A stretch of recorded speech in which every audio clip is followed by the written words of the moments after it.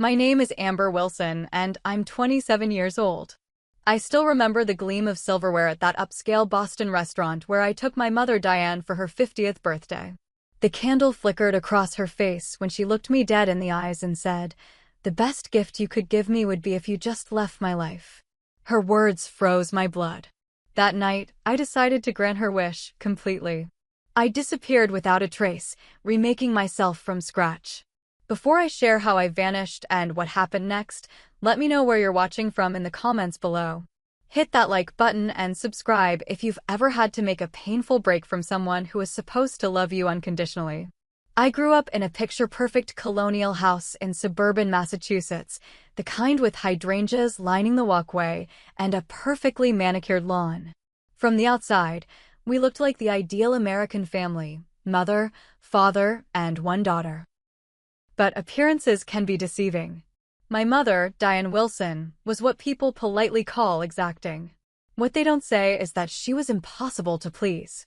Everything in our house had to be perfect, from the strategically placed throw pillows that no one was allowed to actually use, to the color-coordinated pantry where cans were arranged by expiration date and size.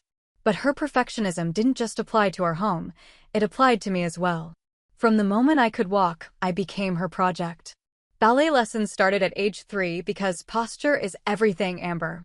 Piano at 4 because cultured girls play an instrument. Advanced reading classes at 5 because you'll never get ahead if you're average. Nothing I did was ever enough. B+ in math again, she'd say, barely glancing at my report card. Jessica Thompson's daughter got straight A's, and she's juggling debate team too. My father, Robert, was physically present but emotionally absent. A financial advisor who worked long hours, he'd come home, kiss my mother on the cheek, ask about my day without listening to the answer, then retreat to his study. Whenever my mother's criticism escalated, he'd simply say, "Your mother wants what's best for you, Amber." It was easier for him to surrender than to stand up to the hurricane that was Diane Wilson. When I was 12, I won second place in a regional spelling bee. I still remember the word that tripped me up: dichotomy. Oh, the irony. When I showed my mother the silver medal, her lips tightened. "Silver is just a shiny word for first loser," she said, placing the medal in a drawer instead of on the mantle where all our neighbors could display their children's achievements. Next time, prepare harder. My teenage years became a battleground. Every normal adolescent desire, to wear makeup, to go to school dances, to hang out with friends at the mall, turned into a negotiation, with my mother holding all the cards. "Those girls are a bad influence," she'd say about the friends I brought home. "Their mothers let them run wild." When I was 16, I dyed a streak of my hair purple. It was a small rebellion, but to my mother, it might as well have been a face tattoo. "Do you want people to think I'm raising some kind of delinquent?" she hissed, driving me straight to the salon to have it fixed. "What will the Johnsons think when they see you at church?" The only thing that kept me going was the promise of escape. I applied to colleges as far from Boston as I could, secretly hoping for California or even Hawaii.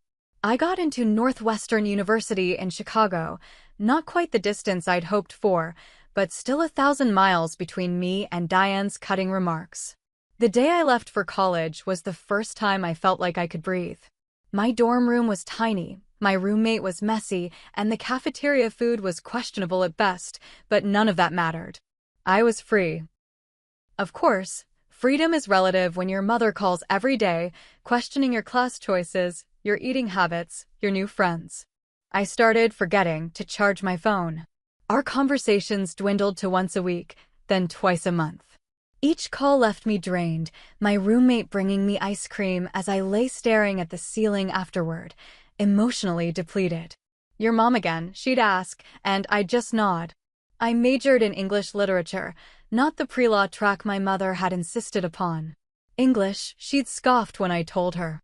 "Planning on being unemployed after graduation?" "No one pays for poetry, Amber." But I loved it. For the first time in my life, I was studying something because I wanted to, not because it would look good on a resume or impress my mother's friends.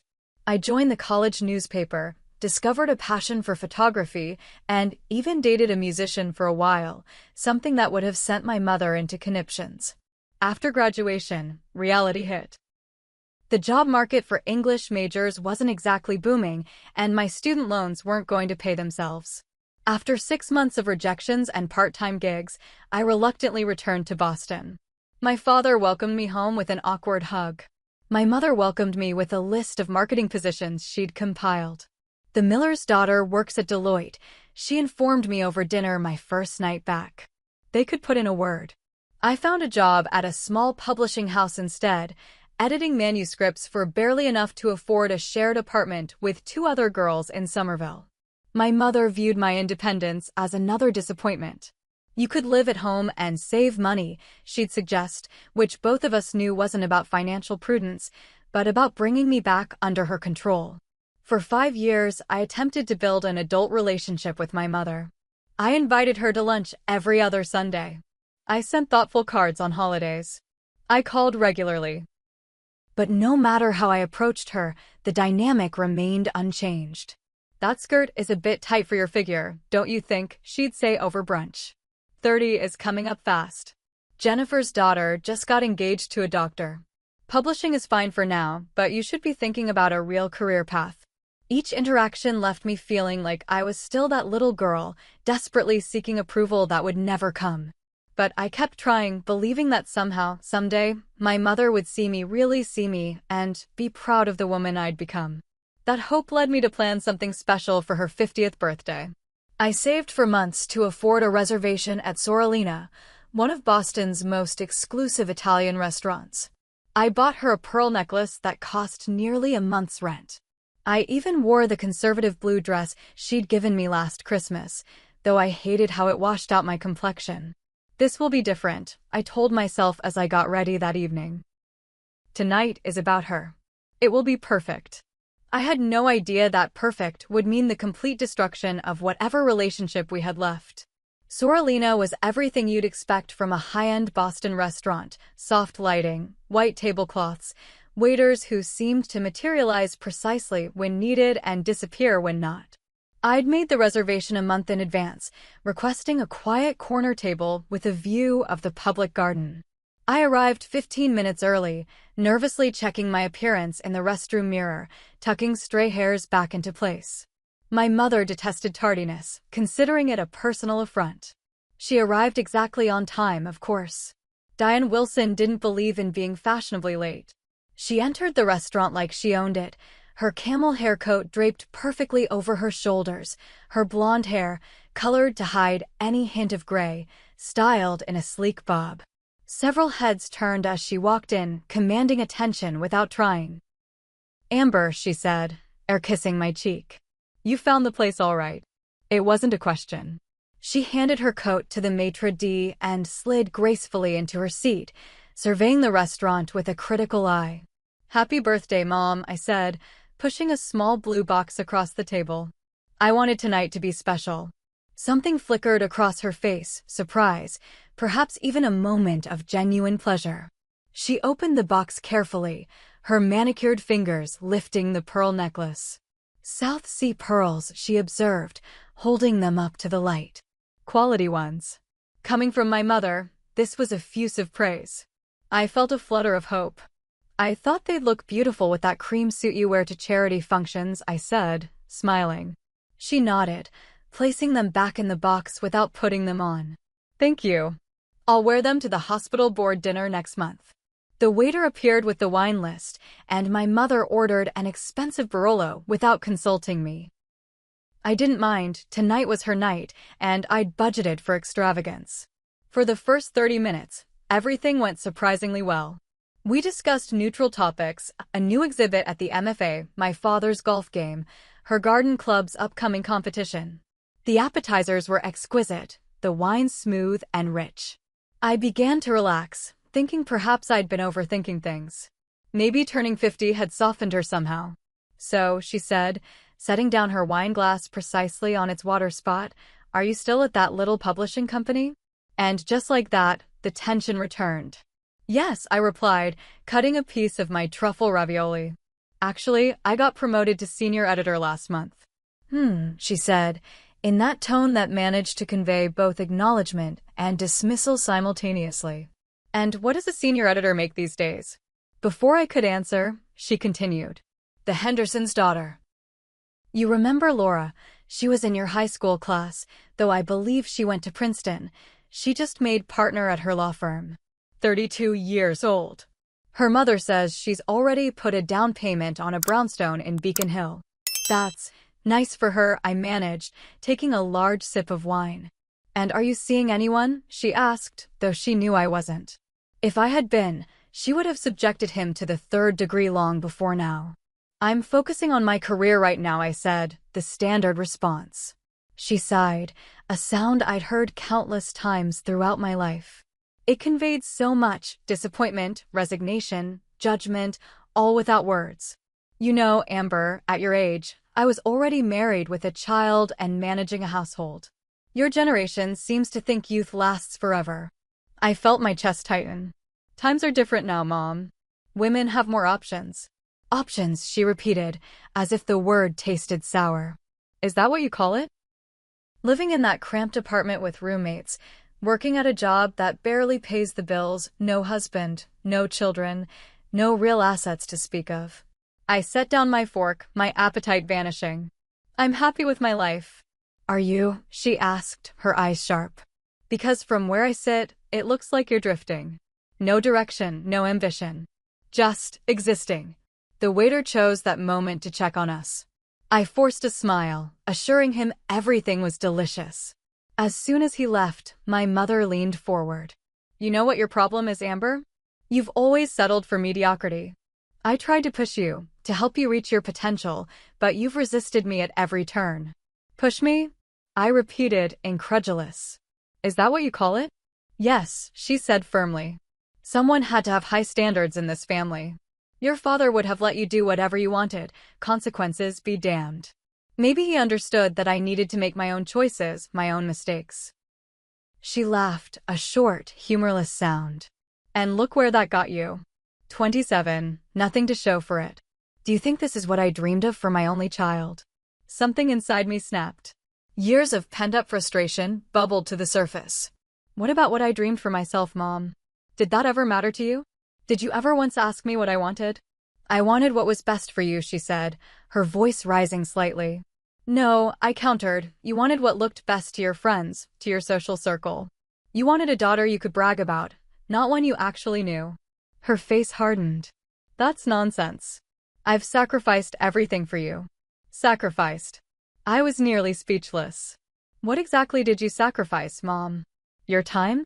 Because from where I'm sitting, you spent most of my childhood criticizing me, not supporting me. I won't be spoken to this way, she said, reaching for her water glass with a slightly trembling hand. Especially not on my birthday. I'm sorry, I said, not feeling sorry at all. I just thought, for once, we could have an honest conversation. Honest? She repeated. You want honesty? Fine. I think you've wasted your potential.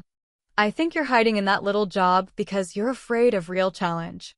I think you're alone because you sabotage any relationship that might actually lead somewhere. Each word was like a slap.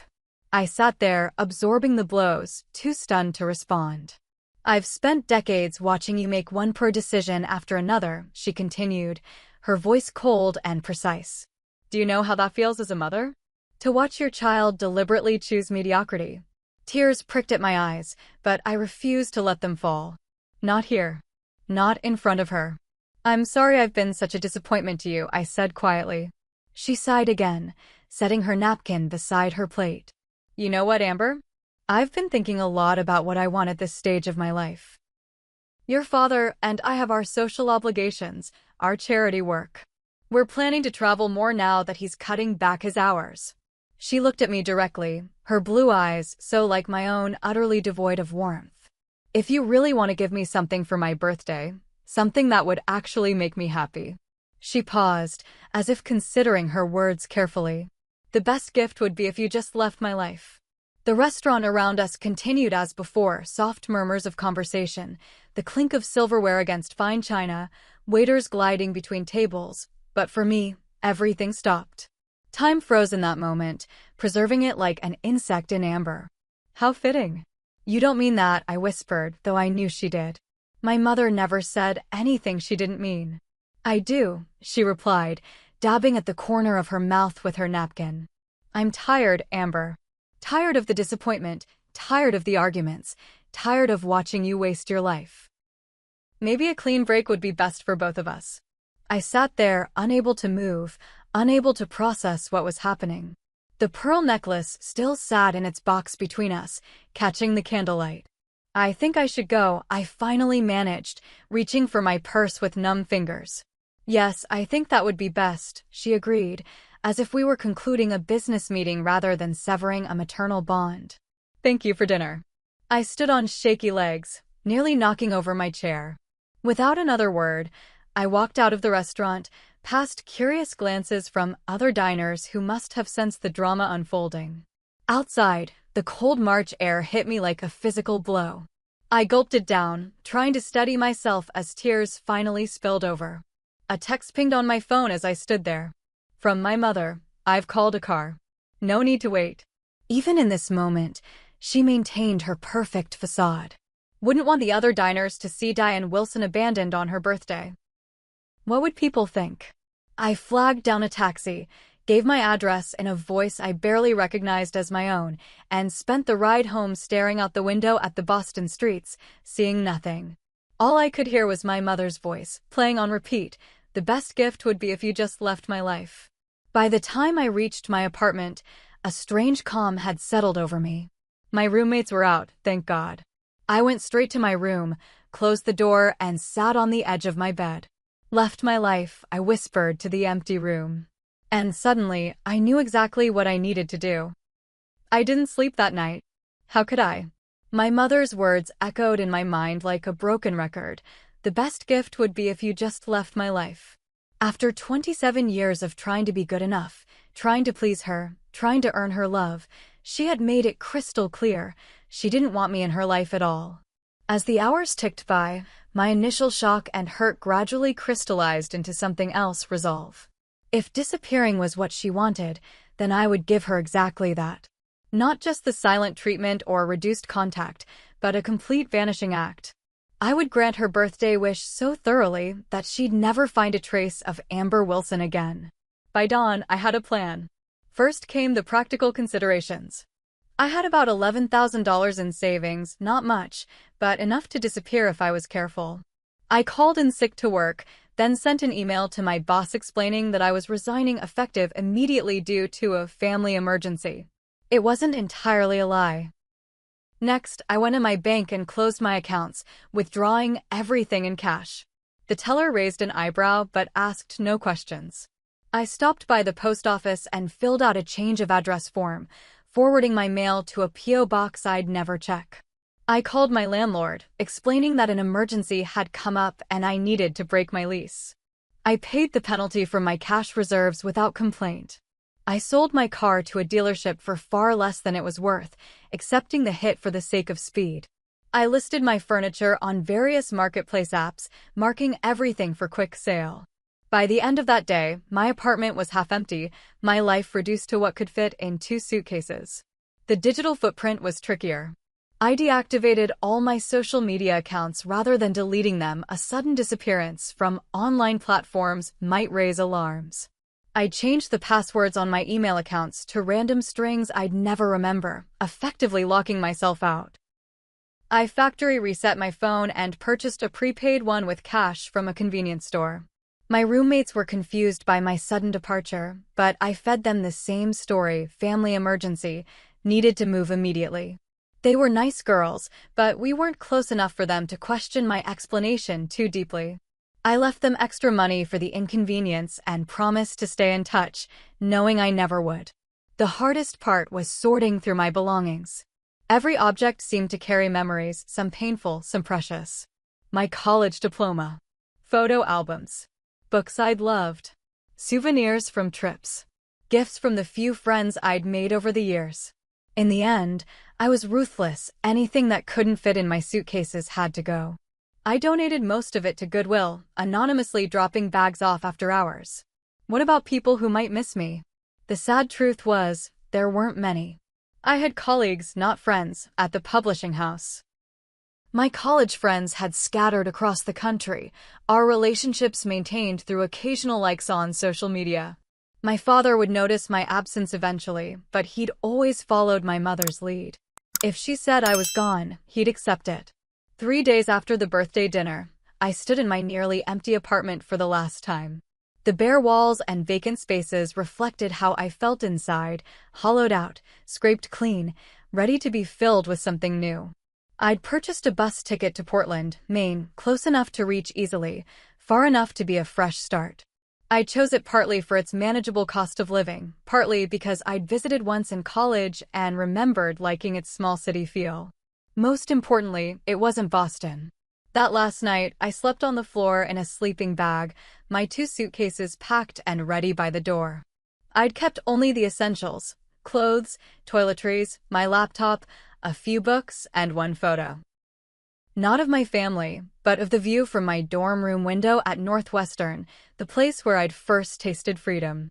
As I lay there in the dark, I wondered if I was overreacting. Was disappearing really the answer? But then I remembered every cutting remark, every disappointed sigh, every comparison to someone else's more successful daughter. I remembered the cold look in my mother's eyes as she dismissed me from her life. The best gift would be if you just left my life. Well, Mother, I thought, happy birthday. I hope you enjoy your gift. The next morning, I took one final look around the apartment, left the keys on the counter, and walked out. I caught a rideshare to the bus station, paid cash for my ticket, and boarded the 9:15 to Portland. As the bus pulled away from the station, I watched Boston recede through the window, the skyline growing smaller until it disappeared completely. I felt numb, then sad, then unexpectedly light. Like I'd set down a burden I'd been carrying for 27 years. For the first time in my life, no one knew where I was or what I was doing. No one was judging my choices or finding them wanting. No one was comparing me to Jennifer's daughter or the Hendersons' Laura. I was just a woman on a bus, heading north. A blank page. A ghost. When I arrived in Portland that evening, I checked into a small motel near the bus station, paying cash and using the name Jessica Bryant, a combination of my college roommate's first name and the street I grew up on. The woman at the desk barely glanced at me, just pushed a key across the counter and pointed toward my room. That night, in a strange bed in a strange city under a borrowed name, I cried until I had no tears left. Not for my mother, but for the Amber Wilson I was leaving behind. The girl who had tried so hard for so long to be loved by someone incapable of giving that love freely. The woman who had defined herself by another's impossible standards. In the morning, Jessica Bryant would begin her new life. But for these last few hours, I mourned Amber Wilson and all the years she'd spent chasing approval that never came. Portland, Maine greeted me with a week of relentless rain, as if the city itself was weeping for my old life. I spent the first 3 days huddled in my motel room, venturing out only for vending machine snacks and to buy a cheap umbrella from the dollar store next door. The rain matched my mood, gray, persistent, isolating. Reality set in quickly. My savings wouldn't last long, even with my frugal spending habits. I needed income, housing, and some semblance of a normal life. But how do you build a life when you're pretending to be someone else? On day 4, I forced myself out into the drizzle, armed with a stack of resumes printed at the motel's business center. The resumes listed Jessica Bryant's experience. A watered-down version of my actual work history, minus specific company names and dates that could be easily verified. I claimed to have worked at small publishing houses in Chicago, explaining my lack of references by saying they had gone out of business. I applied at bookstores, cafes, restaurants, anywhere that might hire someone with minimal questions. Most places took one look at my overqualified resume and politely declined. "You'd get bored here," one manager told me kindly. If only he knew that boredom was the least of my concerns. On my 7th day in Portland, desperation mounting as my cash dwindled, I walked into a diner called the Blue Plate. The laminated menu featured breakfast all day, the booths were worn but clean, and classic rock played softly from speakers in the ceiling. The manager, Mike, a barrel-chested man with a graying beard, interviewed me on the spot. Ever waited tables before? He asked, eyeing my resume skeptically. In college, I lied. To pay tuition. This ain't glamorous work, he warned. Customers can be demanding, hours are long, pays mostly tips. I need the job, I said simply. I'll work hard. Something in my expression must have convinced him. All right, Jessica. Be here tomorrow at 6. We'll see how you do. I nearly cried with relief. The work was exhausting. My feet ached, my back screamed, and my hands were constantly chapped from sanitizer and hot water. But there was something honest about it, carrying plates, refilling coffee, smiling at regulars. No one expected perfection. No one compared me to the waitress at the next diner over. I either did my job well or I didn't. After 2 weeks of double shifts, I had enough for a security deposit on the tiniest studio apartment I'd ever seen. It was on the 3rd floor of a converted Victorian house, with slanted ceilings and a shower so small I had to soap up in sections. But it was mine, or rather Jessica's. Furnishing it was an exercise in extreme budgeting. A mattress on the floor, a folding table and chair from Goodwill, mismatched dishes from the dollar store. I hung a single poster, a vintage travel advertisement for Maine, to make the blank walls feel less empty. The physical challenges of my new life were difficult, but manageable. The emotional ones were harder.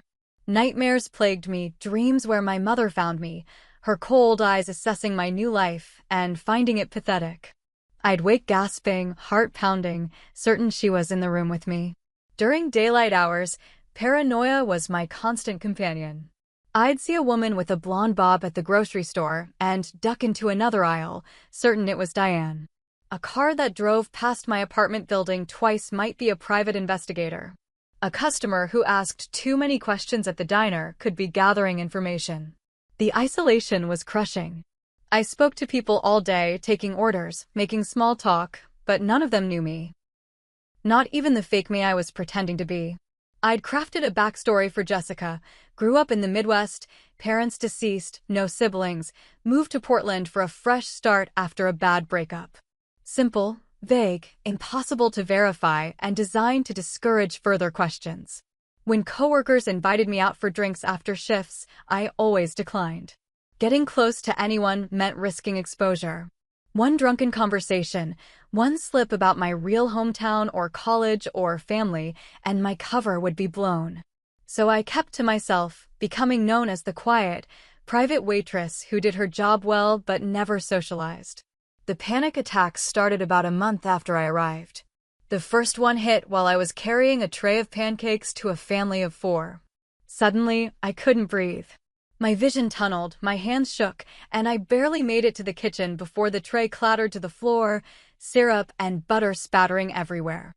You okay, Jessica? Mike asked, concern etched on his weathered face as I crouched on the floor, trying to gather broken pieces of plate with trembling hands. Fine, I gasped. Just clumsy. But it happened again. And again. In my apartment. On the bus. Walking down the street. The weight of my lies, my isolation, my grief for my old life, it all came crashing down in moments of pure, animal panic. I started journaling as a way to cope, filling pages with the truth I couldn't speak aloud. I wrote about my mother, about growing up never feeling good enough, about the birthday dinner that had broken me. I wrote about the guilt of abandoning my father, the only person who might actually miss me. I wrote until my hand cramped and tears blurred the ink. One rainy Tuesday, about 2 months into my new life, a coworker named Tara followed me out after our shift ended. Hey, Jessica, she called, jogging to catch up. Some of us are grabbing food at that new Thai place. You should come. Tara was about my age, with bright red hair and a constellation of freckles across her nose. She always wore mismatched socks and had a laugh that made customers smile involuntarily. I'd caught myself envying her easy confidence, her apparent comfort in her own skin. I can't tonight, I said automatically. I have plans. You always have plans, she said, not unkindly. Look, I get it. New city, new job, it's overwhelming. But Portland's more fun with friends. Something in her expression, genuine kindness with no agenda, made my carefully constructed walls waver. Maybe next time, I said, surprised to find I meant it. Tara smiled. I'll hold you to that, Bryant. It was a small moment, but it felt like the first real human connection I'd had since arriving in Portland. That night, I slept without nightmares for the first time in weeks. The next morning, my phone rang, my new prepaid phone that almost never rang. It was Mike from the diner. Jessica, he said, his voice uncharacteristically serious. There was a man here asking about you. My blood turned to ice. What? Who? Didn't give a name. Well-dressed older guy. Said he was looking for his daughter, showed a picture that looked kinda like you, but with different hair. Said she might be using another name. My father? A private investigator? My panic must have transmitted through the phone because Mike quickly added, I told him I didn't know anyone by that name. But Jessica, or whatever your name is, if you're in some kind of trouble. I'm not, I said quickly. It's complicated, but I'm not dangerous or wanted by the police or anything. I promise. A long pause. Okay, I believe you. But this guy seemed pretty determined. Just thought you should know. I thanked him, hung up, and immediately began packing. My mother had found me, or at least, she was looking. The fragile sense of security I'd built over the past 2 months shattered instantly.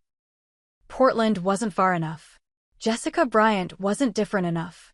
I needed to disappear again, more thoroughly this time. And I needed to go much, much farther away. With shaking hands, I emptied my savings from its hiding place in a hollowed-out book, a trick I'd read in some spy novel and adopted with what now seemed like childish naivety. I had just under $4,000, enough to get far away if I was careful. This time, I wouldn't make the mistake of staying so close to Boston. I left the key to my studio apartment in the mailbox with a note apologizing for the sudden departure. I texted Mike that a family emergency had come up and I had to leave town immediately. It wasn't a complete lie. My family was indeed the emergency I was fleeing. At the bus station, I studied the destination board like my life depended on it, which, in a way, it did. East was out of the question. It would take me closer to Boston. South felt too obvious. North meant Canada, which would complicate things with border crossings and documentation. That left west. Seattle.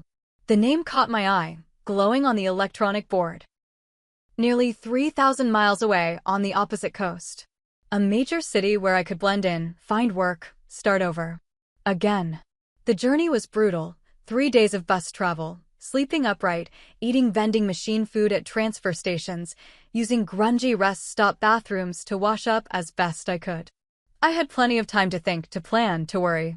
If my mother had hired a private investigator who had tracked me to Portland, what was to stop her from finding me in Seattle?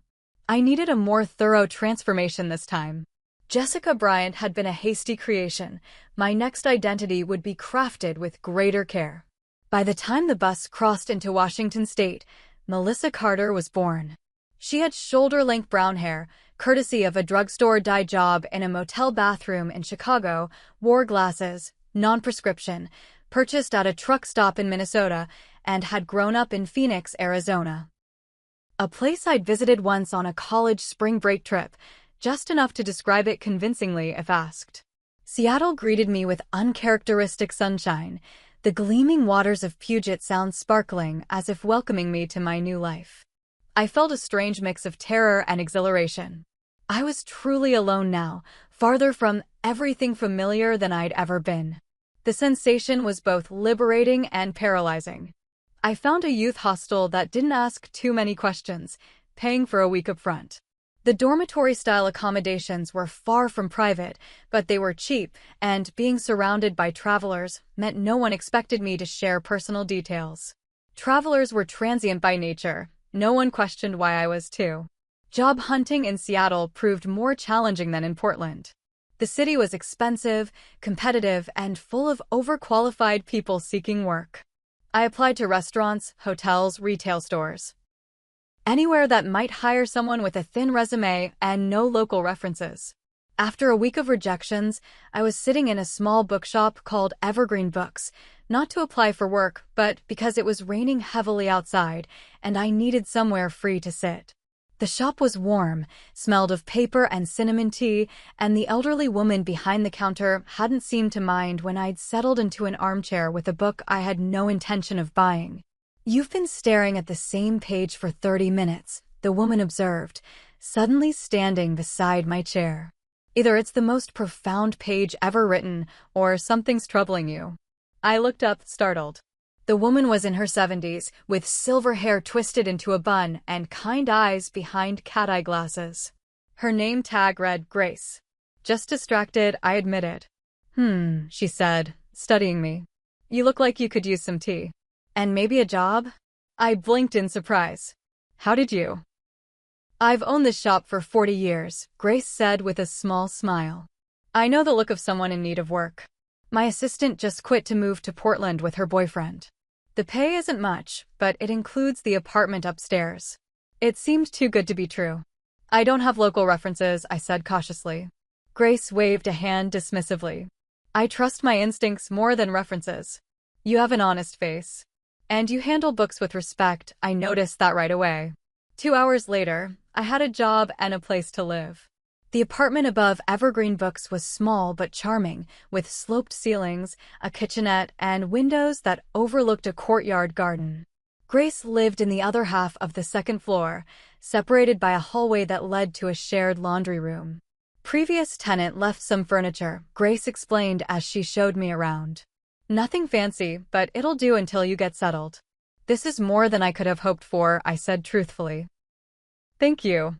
"Well, don't thank me until you've worked a Saturday story time with 20 preschoolers," she replied with a wink.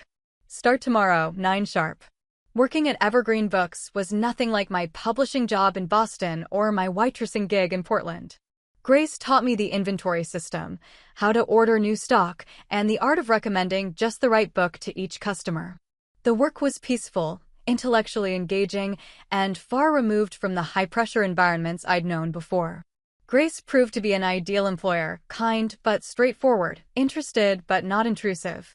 She never pushed when I was vague about my past, seeming to sense my need for privacy. Over cups of tea during slow afternoons, she shared stories of her own life, her late husband, their travels, the history of the bookshop, without expecting reciprocal revelations. Gradually, Seattle began to feel like home, or at least as close to home as I could hope for. I developed a routine. Morning yoga, learned from YouTube videos, in my apartment, work at the bookshop, evening walks along the waterfront when weather permitted. I started exploring photography again, using a second-hand camera I'd purchased with my first paycheck. Something about capturing moments, preserving them exactly as they were, helped ground me in my new reality. 6 months into my Seattle life, I met Kyle Bennett. He came into the shop looking for books on Pacific Northwest birds, his passion apparent as he enthusiastically explained his recent sighting of a varied thrush. He had unruly dark hair, glasses that kept sliding down his nose, and a laugh that made you want to laugh along with him. He started coming in weekly, always with a new bird story, always staying to chat. "You should join the Audubon Society walk this weekend," he suggested one day. "Great way to see the city and meet people." My automatic response formed a polite refusal, a vague excuse. But something stopped me. Maybe it was the genuine warmth in Kyle's invitation. Maybe it was the 6 months of relative solitude catching up with me. Maybe it was simply time. "That sounds nice," I heard myself say. "What time?" The bird walk became coffee afterward, which became dinner the following week, which became a friendship, my first real one since disappearing. Kyle was easy to be around, asking questions but accepting deflections, sharing his own stories without demanding mine in return. He was a high school science teacher, passionate about environmental education, comically terrible at cooking but trying anyway. "You're a mystery, Melissa Carter," he said once over pizza. But that's okay. Everyone's entitled to their secrets. The irony, of course, was that my entire existence was a secret. Around the same time, Grace gently suggested I might benefit from therapy. "Before you say no," she said, holding up a hand to forestall my protest, "hear me out. I've noticed the nightmares. The walls aren't that thick. And sometimes you get this look, like you're bracing for an attack that isn't coming. I opened my mouth to deny it, but the genuine concern in her eyes stopped me. I know a good therapist, Grace continued. She helped me after Bernard died. No pressure, but I'll leave her card on your desk. The card sat untouched for weeks. The idea of therapy terrified me. How could I possibly be honest with a therapist while living under a false identity? But the nightmares Grace had mentioned were getting worse, not better. Sometimes I'd wake up shouting, my mother's voice ringing in my ears. Finally, I called the number. Dr. Sarah Mitchell had an office overlooking Elliott Bay, with comfortable chairs and no ticking clocks. At our first session, I sat stiffly, giving only the vaguest answers to her questions. Melissa, she said gently near the end of the hour, therapy only works if you're willing to be honest. Not necessarily with me, at least not right away, but with yourself. I nodded, fighting back tears. For next time, she continued, I'd like you to think about what brought you to Seattle. Not the logistics, but the emotional journey. You don't have to share it if you're not ready, but I'd like you to write it down for yourself. That night, I filled 12 pages in my journal, the truth pouring out of me like a wound finally lanced. I didn't share those exact words with Dr. Mitchell at our next session, but I did talk about my mother, without names or specific details, but with emotional honesty. She was critical, I explained haltingly. Nothing I did was ever good enough. And finally, she told me she didn't want me in her life anymore. That must have been devastating, Dr. Mitchell observed. It was like she confirmed what I'd always suspected, that I was a disappointment, a burden. Over the next few months of weekly sessions, Dr. Mitchell helped me understand the dynamics of emotional abuse, how my mother's constant criticism had shaped my self-perception, how I'd internalized her impossible standards. You've been carrying her voice in your head your entire life, she said during one breakthrough session. Every decision, every achievement, every setback, you've been hearing her commentary, her judgment. How do I make it stop? I asked, desperate. First, you recognize it for what it is, not truth, but her issues projected onto you. Then, gradually, you replace it with your own voice. It wasn't easy work. Some sessions left me emotionally drained, barely able to function for the rest of the day. But slowly, painfully, I began to heal. I started setting boundaries, even in my own mind, when the critical voice arose. I practiced self-compassion, treating myself with the kindness I would show a friend. Photography became a form of therapy as well. Through my camera lens, I captured Seattle in all its moods. Misty mornings, vibrant markets, serene waterfronts, busy streets. I took classes at a community center, learning technical skills while developing my own aesthetic. For the first time in my life, I was creating something purely for myself, not to please or impress anyone else. Grace noticed the change in me. You're standing taller, she observed one morning as we unpacked a shipment of new releases. More present. I smiled, realizing she was right. The hypervigilance that had characterized my first year of disappearance was gradually subsiding. I no longer scanned every room for potential threats. I didn't flinch when the phone rang unexpectedly. I had begun to build a life, a real one, not just a hiding place. 18 months after arriving in Seattle, I held my first photography exhibition in a small community gallery. Cal helped me hang the pieces, Grace catered with homemade cookies and punch, and Dr. Mitchell came to offer moral support. It wasn't a grand affair, but as I watched strangers engage with my work, discussing what they saw in my images, I felt a profound sense of accomplishment. These are really good, Melissa, Cal said, standing beside me as we watched the small crowd. You've got a unique perspective. Thank you, I replied, meaning it. Not just for the compliment, but for his friendship, his patience, his acceptance of the boundaries I still maintained. I looked around the gallery at my photographs, at the people who had come to see them, at the life I had built from nothing. For the first time since that fateful birthday dinner, I felt something unexpected, pride. Not in meeting someone else's standards, but in creating my own. I was healing. I was growing. I was becoming someone new, not just in name, but in spirit. Someone who might someday be ready to face the past I'd fled. I had no idea that day was coming sooner than I thought. It was an ordinary Tuesday afternoon at Evergreen Books. Rain tapped gently against the windows, creating that cozy atmosphere that bookstores seem to embody on wet days. I was arranging a new display of mystery novels when the bell above the door jingled, announcing a customer. "Be right with you," I called without looking up, positioning the last hardcover at just the right angle. "Amber?" The voice froze me in place. It was a voice I hadn't heard in over 18 months, but would recognize anywhere. Slowly, I turned. My father stood just inside the doorway, rainwater dripping from his coat onto the welcome mat. He looked older, grayer, the lines around his eyes deeper than I remembered. But it was undeniably him. "Dad," I whispered, my heart hammering against my ribs. "How?" He took a step forward, then stopped, as if afraid I might bolt. "May I talk to you?" "Please." Grace appeared from the back room, sensing the tension immediately. With one look between us, she seemed to understand. "I'll watch the front," she said quietly. "Take your time." I led my father to the small reading nook in the back corner, my legs moving automatically while my mind raced. How had he found me? What did he want? Was my mother waiting outside? Was this a trap? We sat facing each other, an antique coffee table between us like a demilitarized zone. For a long moment, neither of us spoke. "You look well," he finally said. "Different, but well." I touched my brown hair self-consciously. "How did you find me?" "It wasn't easy," he admitted. "The private investigator your mother hired lost your trail in Portland. But I kept looking on my own. Checked bookstores in major cities. I remembered how much you loved books. When I saw your photography exhibition announcement online last month, I knew it was you. The style, the perspective, it was unmistakably yours. I'd been careless."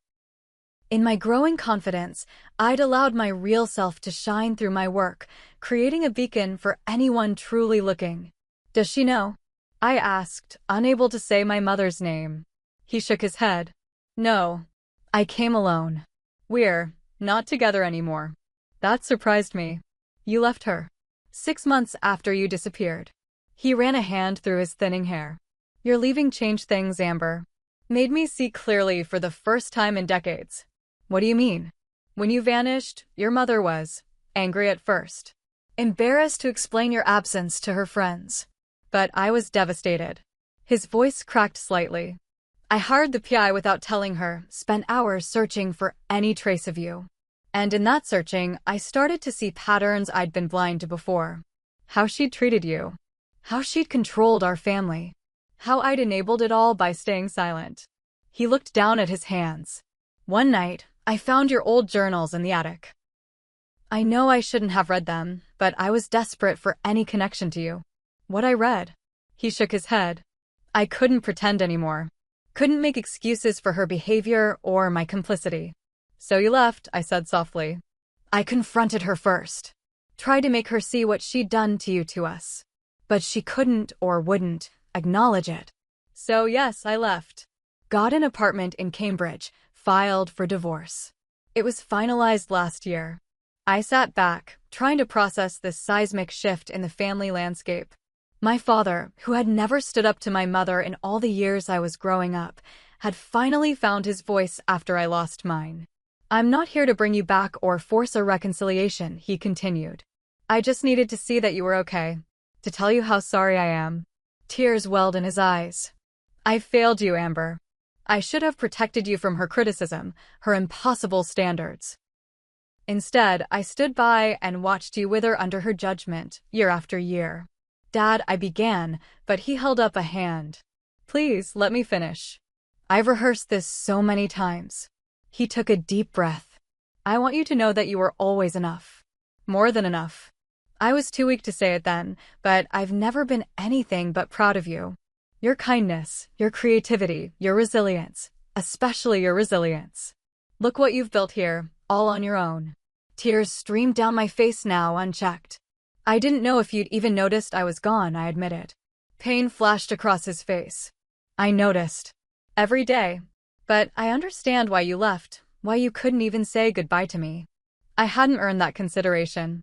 We sat in silence for a moment, the rain providing gentle background music to our reunion. "Your mother has changed," he said eventually.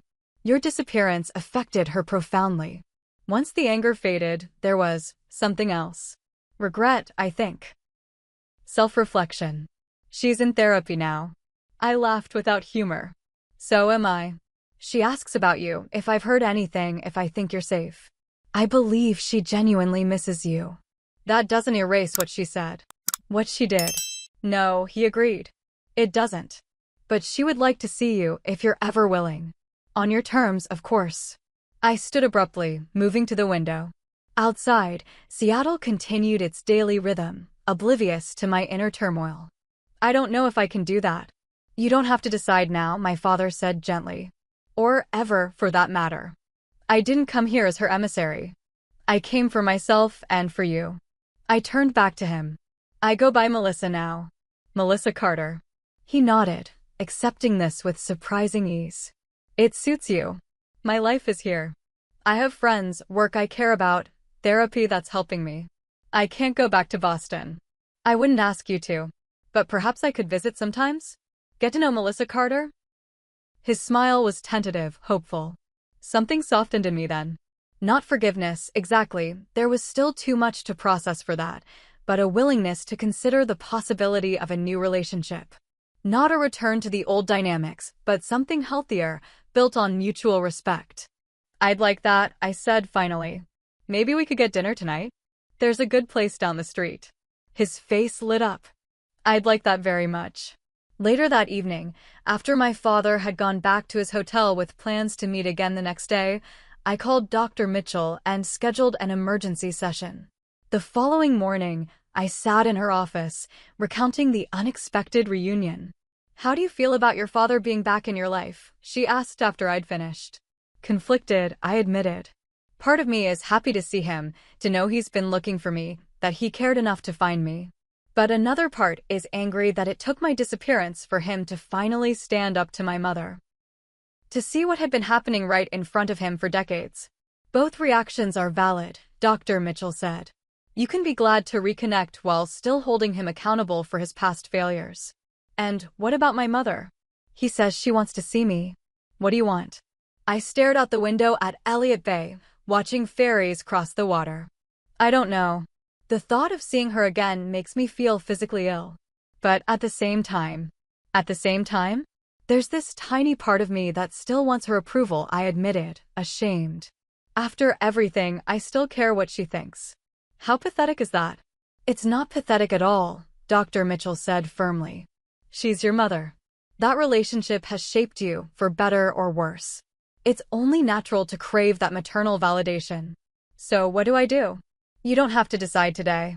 Take time to process your father's reappearance first. Set boundaries that feel safe to you. And remember, if you do eventually choose to see your mother, it would be on your terms, not hers. Over the next week, I spent time with my father, showing him my Seattle life, the bookstore, my favorite cafes, the waterfront where I took many of my photographs. We talked for hours, filling in the 18-month gap in our relationship, but also revisiting the past with new honesty. I was afraid of her too, he confessed during a walk along Alki Beach. Not physically, but I couldn't bear her disappointment. So I went along with everything, even when I knew it was hurting you. I appreciated his candor, his willingness to acknowledge his failures without making excuses. It didn't erase the past, but it created space for something new to grow. By the end of his visit, I had made a decision. I would meet with my mother, not in Seattle, my safe space, but on neutral ground. Not to restart our relationship or offer easy forgiveness, but to say the things I'd never been allowed to say, to establish boundaries that should have existed all along. Are you sure? My father asked when I told him. No, I admitted. But I need to do this for me. Not for her, for me. 2 weeks later, I sat in the lobby of a hotel in Denver, a city neither of us had any connection to. My hands trembled slightly as I sipped my water, watching the entrance. Kyle had offered to come with me for moral support, but this was something I needed to do alone. And then she was there, walking through the revolving door, scanning the lobby. She looked smaller somehow, less intimidating than the giant who had loomed over my childhood. Her hair was different, softer, with gray showing at the temples that she'd previously colored religiously. She wore a simple blue dress rather than her usual designer outfits. Our eyes met across the lobby, and for a moment, neither of us moved. Then, slowly, I raised my hand in acknowledgement. She walked toward me, her steps hesitant, so unlike her usual confident stride. "Amber," she said, stopping a few feet from my chair. "Thank you for agreeing to see me." "I go by Melissa now," I replied, my voice steadier than I felt. She nodded, accepting this correction. "Melissa, then." "Please sit," I said, gesturing to the chair across from me.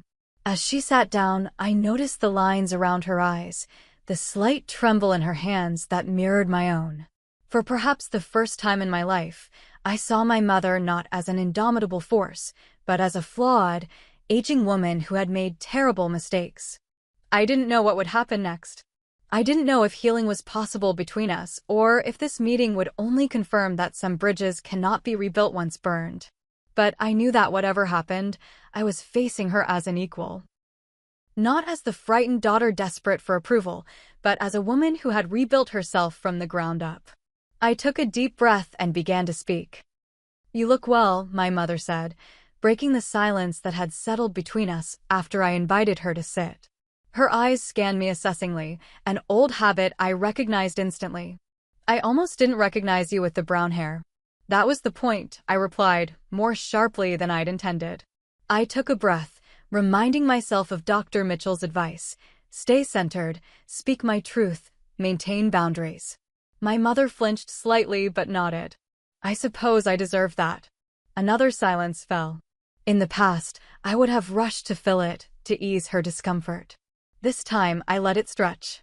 "Your father tells me you're working in a bookstore," she finally said. "And that you've taken up photography." "Yes." I didn't elaborate. "He showed me some of your work online. It's quite good, actually.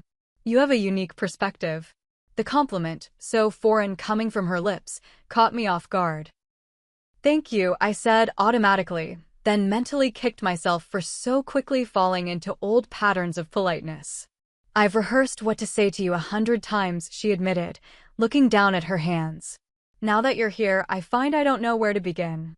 How about with an apology?" The words came out before I could censor them. Her eyes snapped up to meet mine, a flash of the old Diane Wilson visible for a moment, defensive, imperious. But then something shifted in her expression. "You're right," she said quietly. "I owe you that, and so much more." She straightened her shoulders, another familiar gesture, and continued. "I am sorry, Amber, Melissa, for what I said at that birthday dinner. For driving you away. For a lifetime of criticism and impossible standards. It was what I'd wanted to hear for so long, yet it felt insufficient compared to the damage done. Do you even understand what you did? Not just at that dinner, but for my entire life." "I'm trying to," she said.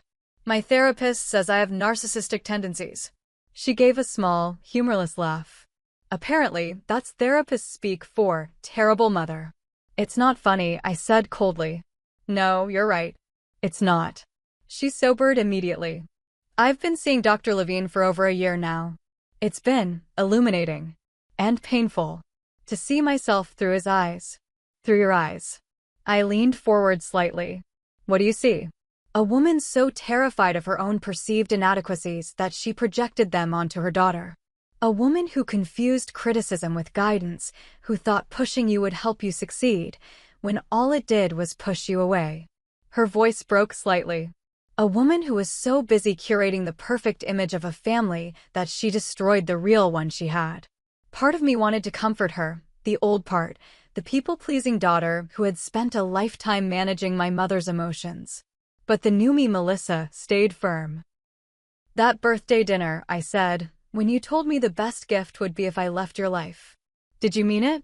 She closed her eyes briefly, pain etching lines into her face. "I said it to hurt you. Because I was hurt. Because you weren't living the life I'd envisioned for you, and rather than accept that you had your own path, I lashed out." She looked at me directly. "I didn't mean it. I never thought you'd actually leave. When days passed with no word, when the private investigator couldn't find you, I realized what I'd done. And now? Why did you want to see me now?" "Because I miss my daughter," she said simply. Because I want a chance to know the woman she's become, on her own terms. Because I hope, someday, she might be able to forgive me. I studied her face, looking for signs of manipulation, of the calculated emotional tactics she'd employed throughout my childhood. But all I saw was genuine remorse and fear. Fear that it was too late. I've spent the last 2 years rebuilding myself, I told her. Creating a life where I define my own worth, not based on someone else's approval. It hasn't been easy, but I'm proud of who I've become. As you should be, she said. Your father told me a little about your life in Seattle. It sounds like you've found your place. I have. And I'm not giving it up. I wouldn't ask you to. She hesitated, then continued carefully. I know I have no right to ask anything of you. But if you were willing, perhaps I could visit sometimes? Get to know Melissa Carter. The request echoed my father's almost exactly, but my response to it was far more complicated. Could I allow my mother back into my carefully constructed new life without falling into old patterns? Could she truly change decades of behavioral habits? Could I protect my hard-won peace while attempting reconciliation? I don't know, I answered honestly. That would depend on several conditions. Name them, she said immediately. First, we proceed slowly. Very slowly. Phone calls before visits, short visits before longer ones. I need to see consistent change, not just temporary behavior modification to get what you want. She nodded, accepting this. Second, you respect my boundaries absolutely. When I say no, it means no. When I need space, you give it without question or guilt trips. Another nod. Third, you continue therapy. This isn't something that gets fixed in a few sessions. I plan to, she assured me. It's been helpful. And finally, I said, meeting her gaze steadily, you accept that I may never be the daughter you wanted me to be. I won't change my career to impress you. I won't dress differently to meet your standards. I won't date someone because he has the right pedigree or connections. My life is mine now. If you want to be part of it, you have to accept it, and me, exactly as we are. Tears welled in her eyes. I don't deserve a second chance, she whispered. Probably not, I agreed, surprising her with my candor. But I'm considering giving you one anyway. Not for your sake, but for mine. Because carrying this anger and hurt is exhausting, and I'm ready to set it down. She reached across the table hesitantly, her hand stopping just short of mine. I would like to know you, Melissa. The real you. Not the version of you I tried to create. I didn't take her hand, but I didn't pull back either. We'll see, I said. One step at a time. We spent another hour talking, more openly than we ever had before. She told me about her therapy, about the painful process of recognizing patterns she'd inherited from her own mother. I shared selective details about my life in Seattle, my photography, my friends. We kept the conversation light, avoiding the deeper wounds that would take much more time to heal, if they ever could.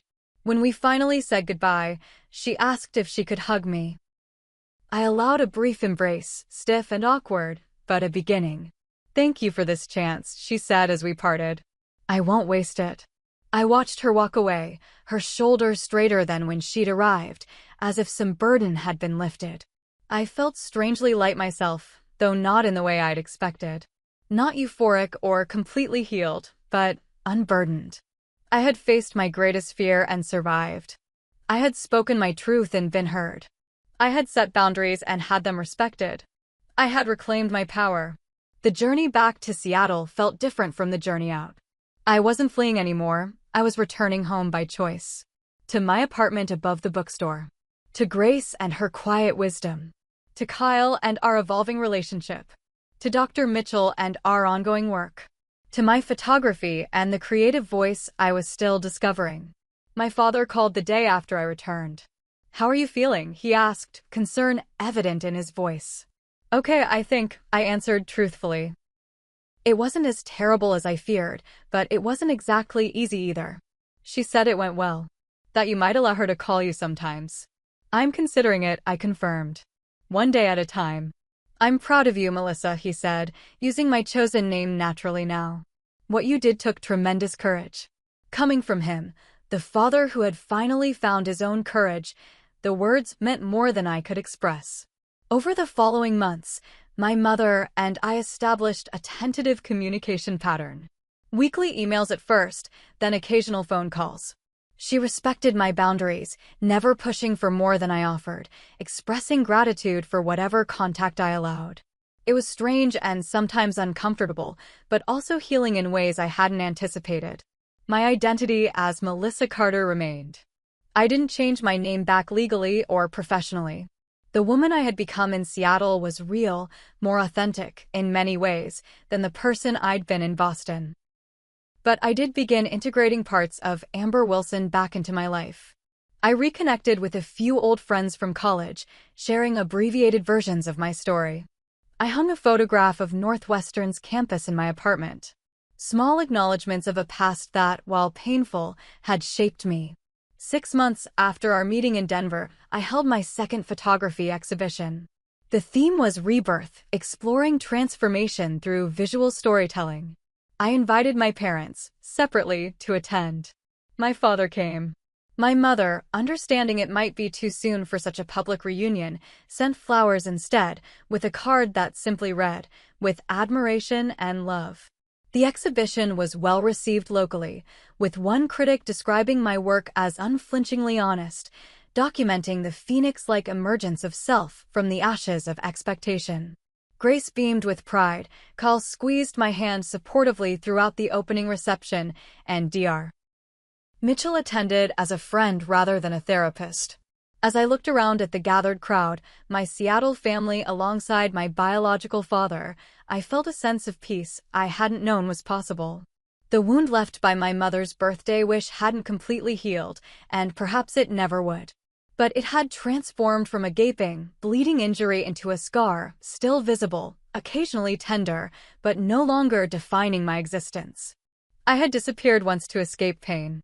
Now I was fully present, visible on my own terms, creating rather than hiding. The journey from Amber to Jessica to Melissa had been painful, circuitous, at times devastating. But it had led me here, to this moment of integration and strength. Sometimes the greatest gift we can give ourselves is the courage to vanish from situations that diminish us, to rebuild in spaces where we can grow. And sometimes, the most powerful statement isn't disappearing, but reappearing. Transformed, resilient, and finally, irrevocably free. Have you ever had to walk away from someone or something that was hurting you in order to find yourself? Share your experience in the comments below. Sometimes the hardest decisions lead to the most important growth. If my story resonated with you, please like, subscribe, and share with someone who might need to hear it. Remember, you're never too lost to be found, never too broken to be whole again. Thank you for listening to my journey from Amber to Melissa, from lost to found. I'm grateful for each of you.